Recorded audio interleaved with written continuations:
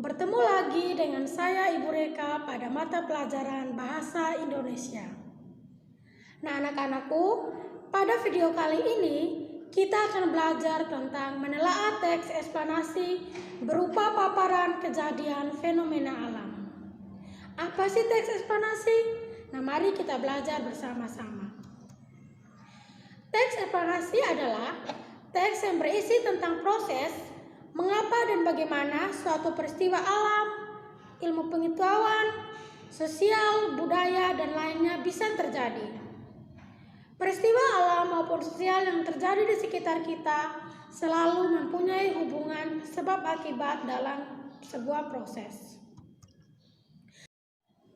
Nah anak-anakku, melalui teks eksplanasi, setiap kejadian yang terjadi di sekitar kita tidak hanya diamati dan dirasakan saja, tetapi juga digunakan sebagai pembelajaran. Hal tersebut untuk mengetahui mengapa kejadian tersebut bisa terjadi. Jadi, anak-anakku, tujuan dari teks eksplanasi adalah untuk menjelaskan fenomena yang terjadi dan menjelaskan sebab akibat suatu peristiwa.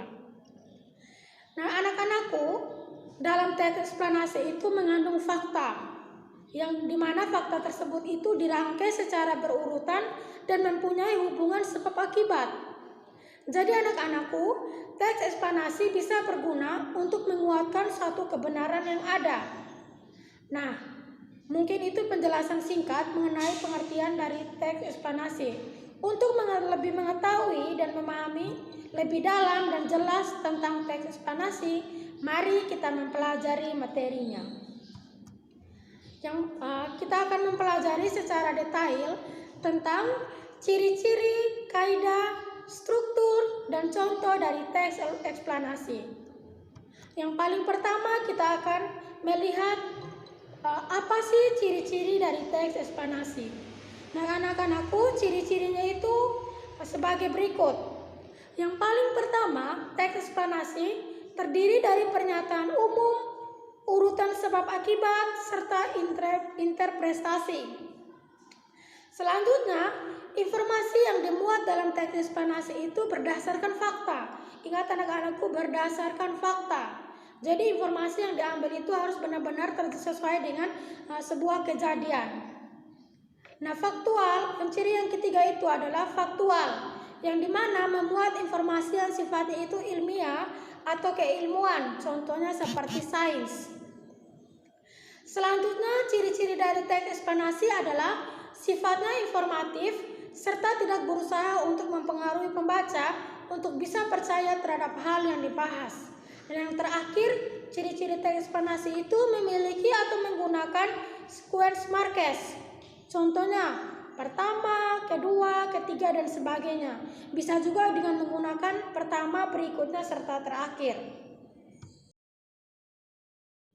Nah anak-anakku, selanjutnya kita masuk pada struktur teks eksplanasi. Struktur teks eksplanasi terdiri dari 3 bagian. Yang paling pertama adalah pernyataan umum. Pernyataan umum berisikan pernyataan umum mengenai sebuah atau tentang topik yang akan dijelaskan pada proses terjadinya atau proses keberadaan. Selanjutnya struktur teks eksplanasi itu yang keduanya adalah urutan sebab akibat, yang dimana dalam urutan sebab akibat itu berisi penjelasan mengenai proses terjadinya sebuah fenomena yang disajikan secara urut atau bertahap dari yang paling awal sampai akhir. Struktur yang terakhir adalah interpretasi. Apa sih interpretasi itu? Interpretasi adalah di mana berisi sebuah kesimpulan dari topik yang telah dijelaskan. Selanjutnya anak-anak, kita melihat kaidah kebahasaan dari teks eksplanasi. Nah, teks eksplanasi juga memiliki kaidah kebahasaan. Kaidah kebahasaannya itu ada beragam. Nah, mari kita melihatnya bersama-sama. Yang paling pertama, teks eksplanasi itu memiliki atau menggunakan istilah ilmiah, di mana lebih banyak menggunakan verba material atau serta verba relasional. Apa itu verba material atau verba relasional? Itu merupakan kata kerja aktif. Selanjutnya menggunakan konjungsi waktu dan kausalitas. Contoh dari konjungsi waktu dan kausalitas adalah kata sehingga, pertama, jika, bila, sebelum, dan kemudian. Selanjutnya, teks eksplanasi itu menggunakan kalimat pasif. Dan eksplanasi itu ditulis untuk membuat justifikasi bahwa sesuatu yang diterangkan dengan secara kausal itu benar adanya. Nah, anak-anakku, selanjutnya kalian bisa memperhatikan contoh dari teks eksplanasi tersebut. Nah, contohnya kalian bisa lihat di materi PowerPoint ini yang nanti Ibu berikan. Oke anak-anakku, sekian penjelasan dari Ibu. Ibu sangat mengharapkan supaya anak-anakku tetap semangat dalam belajar dan semoga di tengah masa pandemi ini tidak membatasi atau tidak menghalangi anak-anakku untuk terus belajar. Oke anak-anakku, sekian pembelajaran dari Ibu. Ibu mengharapkan anak-anakku terus semangat dalam sebuah pembelajaran. Dan jangan jadikan virus corona ini untuk menghalangi kalian untuk terus bersemangat dan terus berproses.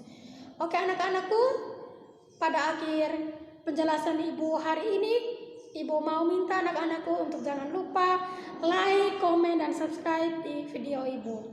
Sampai jumpa di pertemuan Ibu yang berikutnya. Dah.